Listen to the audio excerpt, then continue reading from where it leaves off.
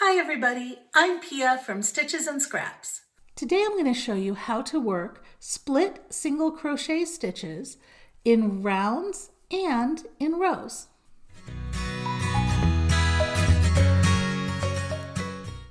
When you work this in rounds, unlike with traditional single crochet stitches, the split stitches line up nicely in columns, which gives it a very knit look. Here I have a swatch of split single crochet that I've been working in the round. When you work in the round like this without turning your work, you're always going to be looking at the fronts of the stitches. So looking at the front of the stitch, you can see that I have the top of the stitch here, and normally I would work under that to make my next stitch. But I also have the post of the stitch. And single crochets have a very small post, but they do have a post, and that's this V shape right here. You see that? So what I'm going to do to make my stitch is I'm going to go right in between the legs of that V and pull up a loop there. Now you can see how that loop is coming directly out of the center of that V. I'm going to make it a little bit loose because this loop is going to become the V for the next row for the stitch that I'm making now. So I don't want it to be too tight because otherwise it's hard to find the center. So now I'm just going to finish a single crochet like normal, yarn over and pull through both of those loops.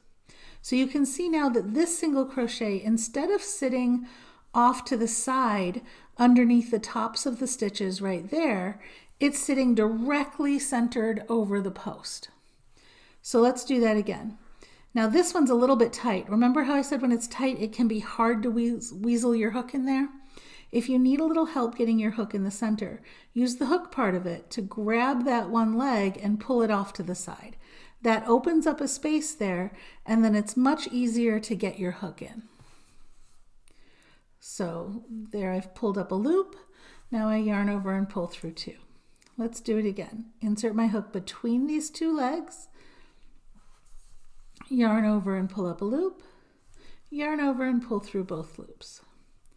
Got a couple more for the row, or for the round, I should say. This is the first stitch of my round, so when it comes time to join, there's a few different ways you can join, just like there are anytime you're crocheting anything, right? You can join the traditional way, which is to slip stitch in the top of the stitch, chain one, and then go on to work your split single crochet for the next row. Or you can slip stitch into the center of the stitch just like you would for a split single crochet, and then chain one and work your split single crochet in that same spot.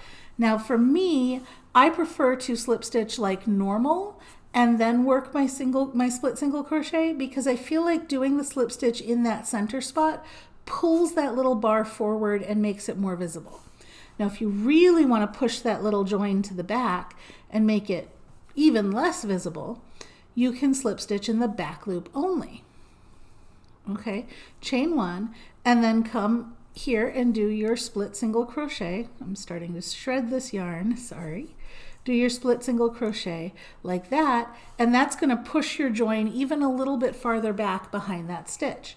Now if you want no join at all, the best way to do that is to do continuous rounds where you're not joining at all, and to just split single crochet into the first stitch and keep going around. And if you do that, you're going to want to mark the first stitch of your round so you don't lose track of where it is. So that's how you do split single crochet in the round. Let's look at if we were doing back and forth in rows.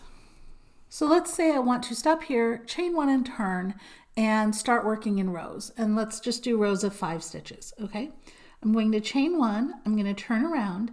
Now look carefully at this first stitch. Do you see the 2 legs there? Behind those 2 legs, there is 1 leg, okay? So I'm going to turn around, and for this first stitch only, I just see the 1 leg. I'm going to go behind that 1 leg and in between the 2 legs in the front. So under that 1 leg and in between the 2 legs that are in the front, and you can definitely feel them when you do it. So see how my hook is coming basically just through that leg right there? That's where I'm going to make my first stitch. Okay, now after that, you can see the tops of the stitches like normal, and then the post of the stitch looks like an upside down V with a hat on it, right? So for this one, if you go between the legs of that upside down V, underneath the hat, if you go right there, it will come out between the legs of the stitch on the other side. So that's where you want to go and do your single crochet. So again, under the hat, between the legs. Under the hat, between the legs.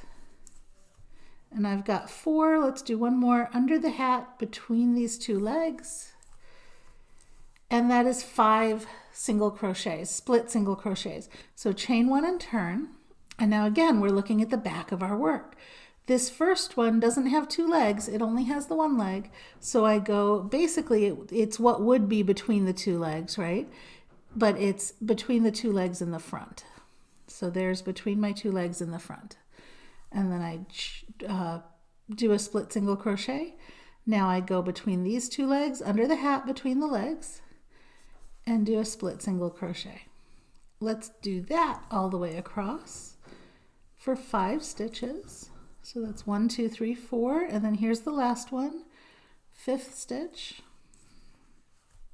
Okay, chain 1 and turn. Let's do one more row so you can really see how they start to line up. If there was this shape at the end here, this would be the hat. Okay, this would be the leg on the left, and there would be another leg coming down here going into the next stitch. So going like this is actually the same as going between these legs. It's under the hat and between, imagine this imaginary leg here, right? You're going between that. So pull up a loop, finish your single crochet.